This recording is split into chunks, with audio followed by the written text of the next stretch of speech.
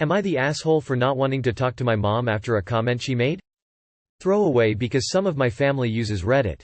I, 22 female, and my mom, 47 female, haven't always had the best relationship, and it only started to get better once I became an adult. She's dead set in her ways and always thinks she's right, no matter the feelings of anyone else. I was always her quote, worst child, because I was crazy. I was the only one in the house with mental illnesses, and both of my sisters could do no wrong in her eyes. We have our days, but overall it's a decent relationship. In October of last year, I got married to the love of my life, M27. Since before the wedding, my mom asked if I was gonna get my body in shape for the wedding. I'm a plus-sized woman, and I told her no. I've always been self-conscious about my weight but said that if my husband liked my body the way it is enough to propose to me, he should still love my body the way it is to marry me. I told her this. She let it go. Fast forward to March of this year, I was diagnosed with lymphoma. I started treatment and I have had a noticeable amount of weight loss over the past couple of weeks. I haven't told anyone except for my husband, and we agreed that it would be a private matter unless something happened. My family came over to visit and have dinner with us for the first time in a while yesterday. As soon as my mom came in, she noted my weight loss and asked if I was getting ready for my summer body. I said no and left it at that. My husband quickly changed the subject. At the table midway into dinner, my older sister asked how I am doing being a housewife. I quit my job in January, and if I'm bored yet. My mom blurted out, well, with her losing this weight I bet Devin can't keep his hands off her. Can't be bored with a husband that keeps you busy, if you know what I mean. I was offended, but I said nothing. Devin said, I don't care what she weighs, she's still as beautiful as ever to me, and grabbed my hand. My mom didn't let up. Well, you must want a partner that takes care of themselves. She's on the right track so far. I'd had enough. I stood up and told everyone to get out. She looked appalled and put up a fight arguing with my husband that I shouldn't be so sensitive and it's not like she's calling me fat. I told her to never come back and that I'm done with her. My husband thinks that we should sit down and talk to her about what she said and come to some sort of resolution, but I don't want to because I know the conversation isn't gonna go anywhere. I've been getting texts from my family saying, that's just how she is, and, at least talk to her, and, you only get one mother, and one's from my mom saying, you're being petty, and, is not that serious, but I'm completely over it. I'm the only one she's like that with. I may be being too sensitive over this, but I want to stand up for myself. I shouldn't have to tell her why I'm losing weight in order to justify anything. I don't know what to do. Not the asshole. No offense, but your mom sucks, that's me putting it nicely, and you don't need that type of toxicity in your life. Blood doesn't matter in my opinion, because if they were neighbors or friends, those would have been fighting words. Because she's family, she needs to be held to a higher standard. Stress is horrible for your health. Having lymphoma, you should reduce the stress in your life. Later, when fully recovered, you can reach out, but for now take care of your health. Not the asshole. Your mom is being insensitive and rude. You're dealing with a health issue, and she's focused on your appearance. That's like pointing out someone's shoes are untied as they're having a heart attack. It's not helpful or productive. Your response was the right one. You stood up for yourself and your husband was supportive. You don't owe her an explanation or a resolution for her behavior. Keep doing what you need to do for your health and let her be mad. She'll get over it or she won't, but that's not your problem. Not the asshole. People like your mom treat you how you allow them to. Until they learn that you will not tolerate it and the consequences losing their relationship with you entirely, they will continue to push and violate your established boundary. Good for you for not allowing that toxicity in your life. My dad used to talk to me pretty horrifically. I'd finally had enough once and told him, I'll say this one time so listen carefully. If you continue to speak to me like this, then you won't be speaking to me at all. He called me a stupid bitch, so I hung up and didn't speak to him for 7 months. I texted him Happy Father's Day and eventually we picked up a relationship again. He effed around and found out 1 or 2 more times over the years, but for the most part he's kept it in check. Not the asshole. People like your mom treat you how you allow them to. Until they learn that you will not tolerate it and the consequences losing their relationship with you entirely, they will continue to push and violate your established boundary. Good for you for not allowing that toxicity in your life. My dad used to talk to me pretty horrifically. I'd finally had enough once and told him, I'll say this one time so listen carefully. If you continue to speak to me like this, then you won't be speaking to me at all. He called me a stupid bitch, so I hung up and didn't speak to him for 7 months. I texted him Happy Father's Day and eventually we picked up a relationship again.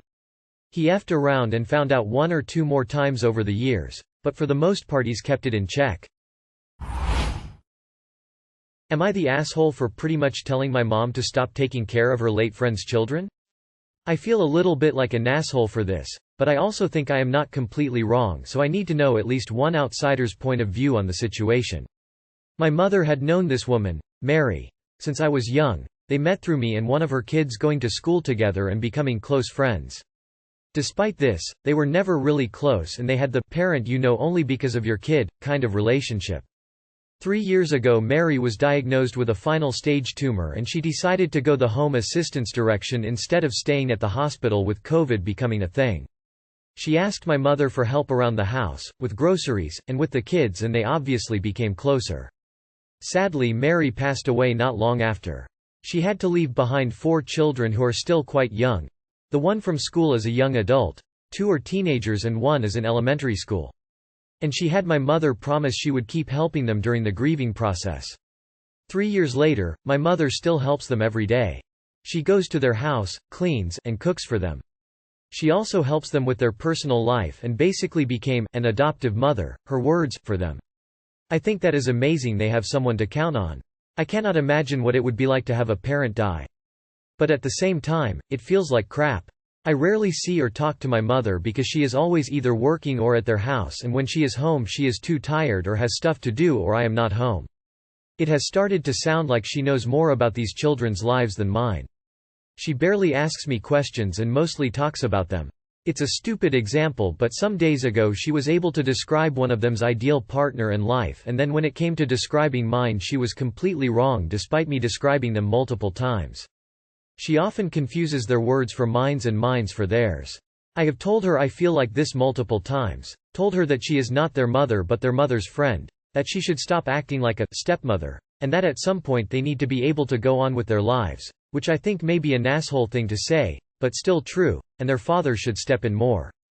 Every time she tells me that I am being immature and unreasonable, that they need her because they don't have a mother anymore, and that the father never had to be a parent so he doesn't know how to. And I know it's true and I feel like an asshole for feeling this way, but I can't help it.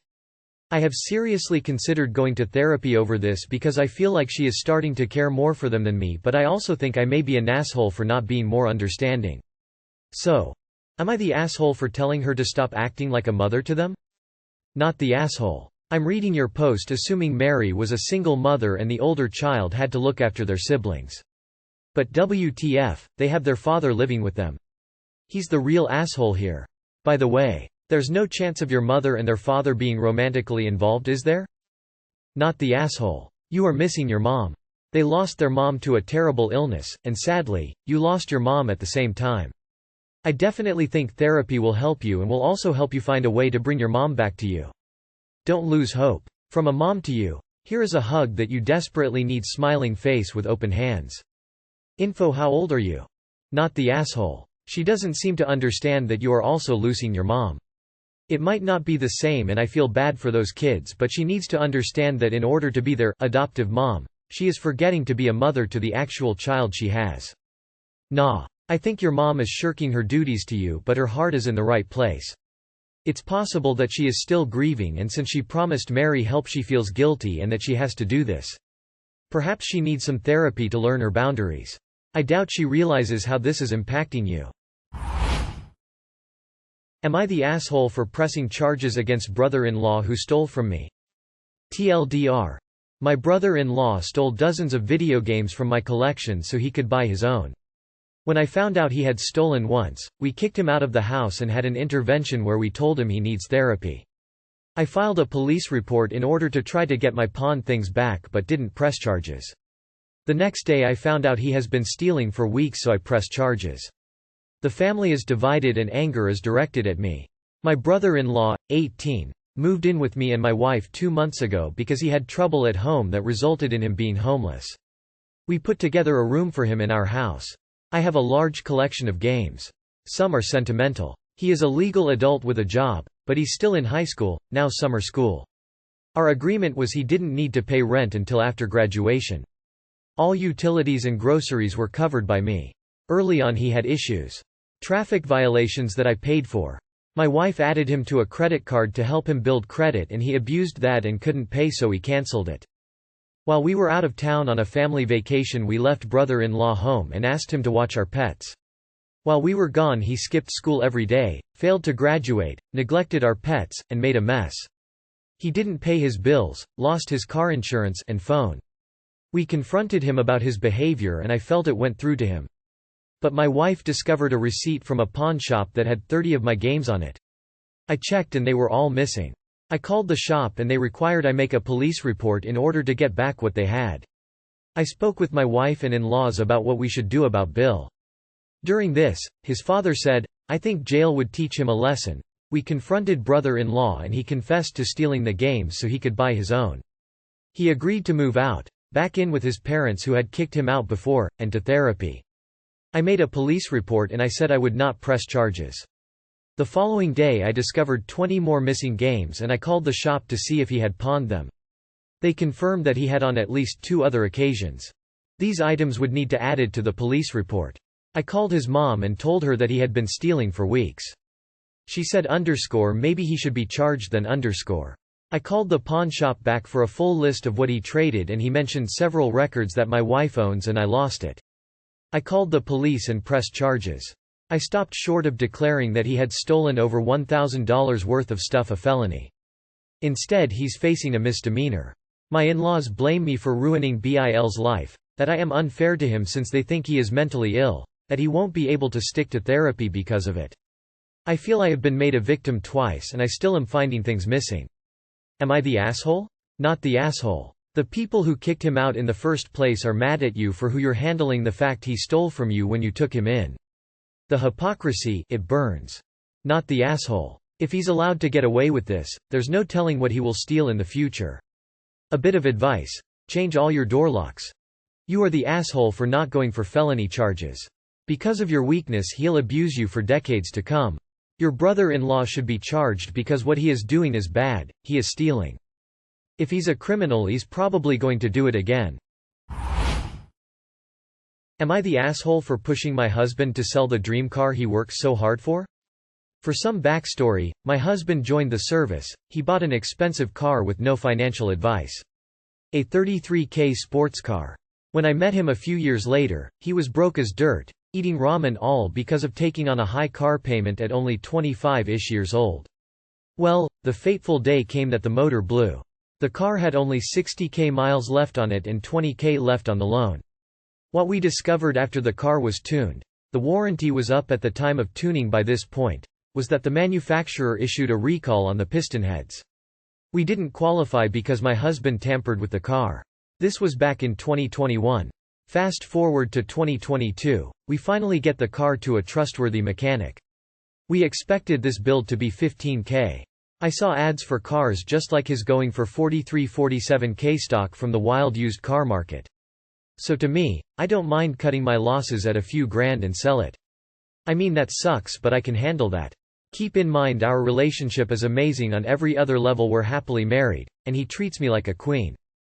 He's an amazing man who fought with everything he had to come home to me while he was deployed. He's been left with a laundry list of disabilities. I wanted to be able to provide for him after he separated so that he could have a break. He deserves one. So, the bills began snowballing. By the time the car was done, it has cost us over 28,000. On the repairs. Nothing else. Not the loan interest, not the car itself. I'm astounded. I also learned today that my husband's mods are partly responsible for this. Now of course he doesn't want to sell, and I get it. It's his dream car. He loves it and I understand it's his baby. And it's a beautiful beast of a car that's gonna be putting down like 500-something horsepower in a lightweight missile. So now let's flip this to my side. I've worked so much overtime, come in the middle of the night to work, and just worked my tail off. Every dime I made last year went to his car and to that savings account that began draining slowly while he stayed home. I even ended up in a psych ward from lack of sleep, too much stress. I've given up getting my dream car, and we live in a trashy duplex that hasn't been remodeled since the 60s. Black mold, 15-year-old carpet, that's disgusting. I'm driving a ticking time bomb, an Altima with 200,000 miles, of which it is a miracle that the CVT hasn't exploded. It has no AC and you can't shift out of park without a screwdriver. The only thing we ever argue about is money. I can't afford to keep up with his car and change our financial situation, and honestly in the end I'm so tired of worrying. I hate that car now. If we talk about it, it always ends up in a pissing match that goes nowhere. So now that you've heard it all, am I the asshole for wanting to sell? Disappointed? Not the asshole. If he won't sell it, fine. Tell him he can keep it, but you are not putting any more money to that car. Not finance payments, not running costs, not repairs. If he wants it, he pays for everything associated with it because you aren't prepared to waste any more money on it. That car is a money drain and it's affecting every area of your life. I think you might have a husband problem though more than a car problem if he's happy with how things are. Info. If you think a good marriage involves a man happily letting you drive a dangerous piece of shit vehicle while he admires the love of his life in the driveway and your house and health is falling apart, what exactly do you think a bad marriage looks like? Either the car goes or you do. If getting rid of that car will alleviate the financial pressure, allow you to find a home that isn't growing poison on the walls and will prevent you from ending up back in a psych ward due to mental exhaustion, then it needs to go. Hubby either accepts this or you accept that he holds more value in the car than he does you. If he refuses to sell, you really need to think about your own well-being, otherwise it will get worse. He's running the risk of drowning, don't let him pull you under too. Not the asshole. The car needs to go. He doesn't need a race car. You are the asshole to yourself. That's not a great relationship at all. You've been slacking yourself for his car while yours barely hanging on.